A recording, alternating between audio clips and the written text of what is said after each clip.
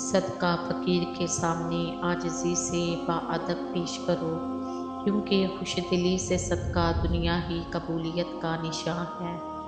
محض لباس کی عمدگی یا کمتری سے انسان کی شناخت نہیں ہو سکتی، کیونکہ انسان کو اللہ بناتا ہے اور لباس کو انسان۔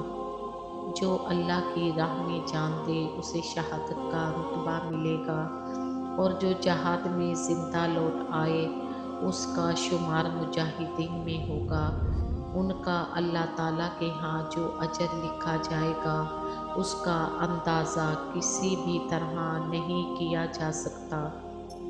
جو اللہ تعالیٰ کے کاموں میں لگ جاتا ہے اللہ تعالیٰ اس کے کاموں میں لگ جاتا ہے۔ لوگوں سے تکلیف کو دور کر کے خود اٹھا لینا حقیقی سخاوت ہے۔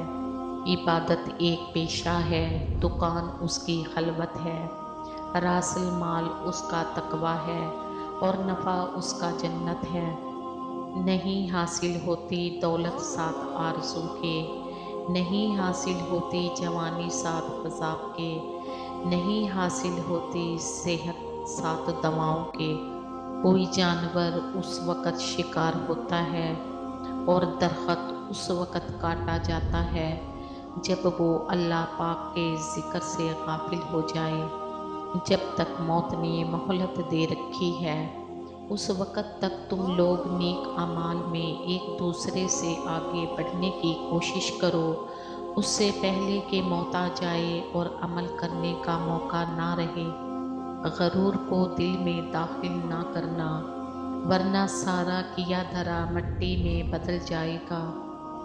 جو کوئی 5 وقت کی نماز پڑھتا ہے وہ اللہ تعالیٰ کی حفاظت میں ہے، اور جس کی حفاظت اللہ کرتا ہے اسے کوئی نقصان نہیں پہنچا سکتا۔ جس نے اپنی جسمانی اعضاء کو نفسانی خواہشات سے خوش کیا اس نے اپنے دل میں ندامتوں کا درخت لگایا۔